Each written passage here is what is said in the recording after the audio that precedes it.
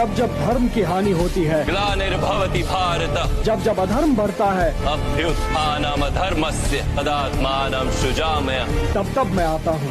परित्राणाय साधूनां, सज्जन लोगों की रक्षा के लिए मैं आता हूँ। विनाशाय च दुष्कृतां, दुष्टों का विनाश करने के लिए मैं आता हूँ। धर्म संस्थापनार्थाय, धर्म की स्थापना के लिए मैं आता हूँ। संभवामि युगे युगे। और युग युग में जन्म लें।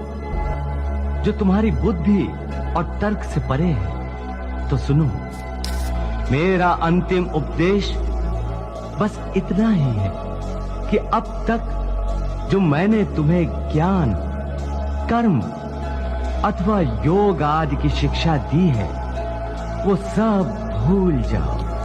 सब पूजा की विधियों को, सब योग साधनों को और समस्त धर्मों को भुलाकर केवल मेरी शरण में इस प्रकार आओ, जैसे कांटों से लहू लुहान और कीचड़ से लथपथ एक बालक रोता रोता भागकर अपनी माँ की गोद में पनाह लेता है।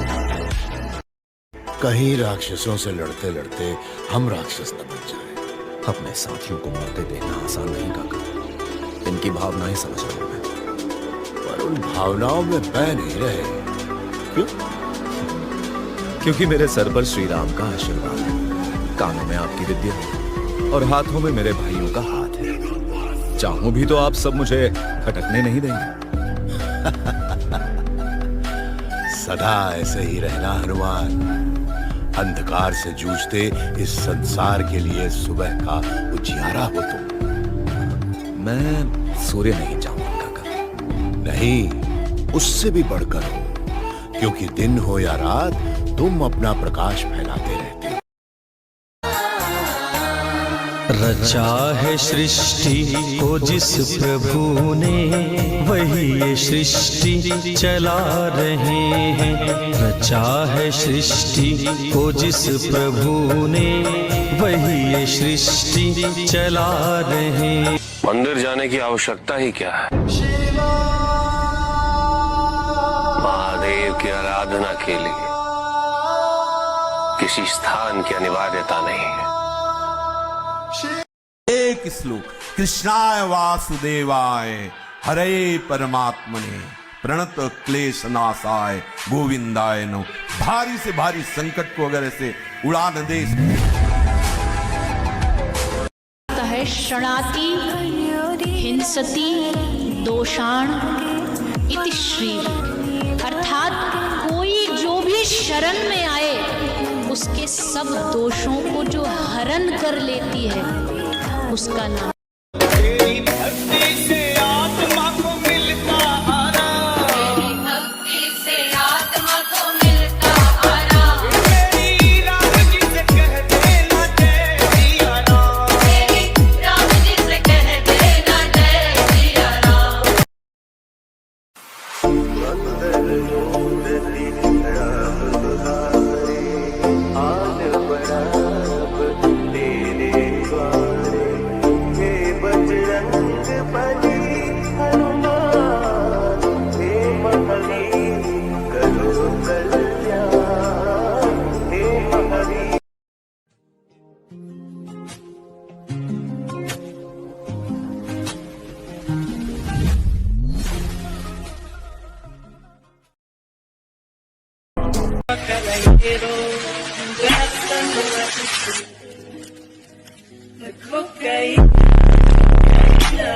कहते हैं कि इस दुनिया में सिर्फ दो तरह के व्यक्ति ही सबसे ऊपर होते हैं। एक वो जो शक्तिशाली होकर भी क्षमा कर देते हैं, और दूसरे वो जो दरिद्र होकर भी कुछ दान कर देते हैं।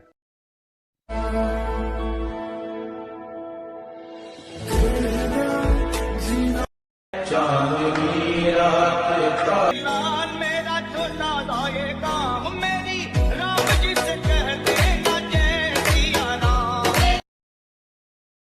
ओ तेरा कोई जब भी दुखाएगा, याद कोई मेरा प्यार करेगा।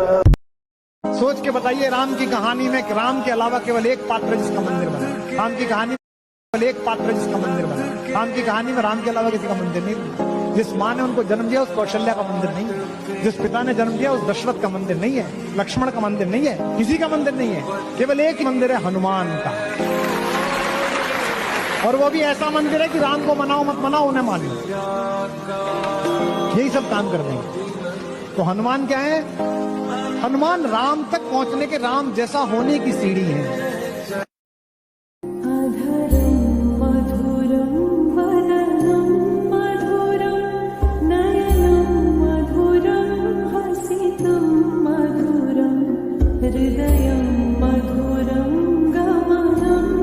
वृंदावन के साथ साथ किस्मत भी मेरी रूठ गई, हाँ प्राणों से भी प्रिय मेरी वो राधा रानी छूट गई। बांसुरी को भी त्याग दिया, सब छोड़ छाड़ के दूर गया, सुदर्शन धारण करके गाना धुन मुरली की भूल गया।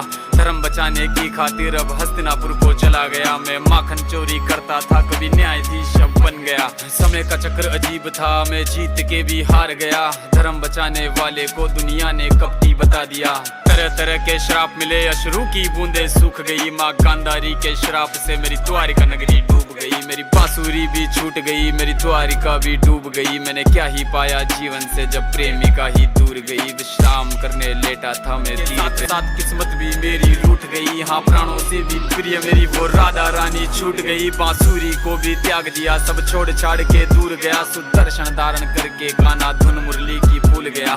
धर्म बचाने की खातिर अब हस्तिनापुर को चला गया, मैं माखन चोरी करता था कभी न्यायाधीश अब बन गया। समय का चक्र अजीब था, मैं जीत के भी हार गया, धर्म बचाने वाले को दुनिया ने कपटी बता दिया।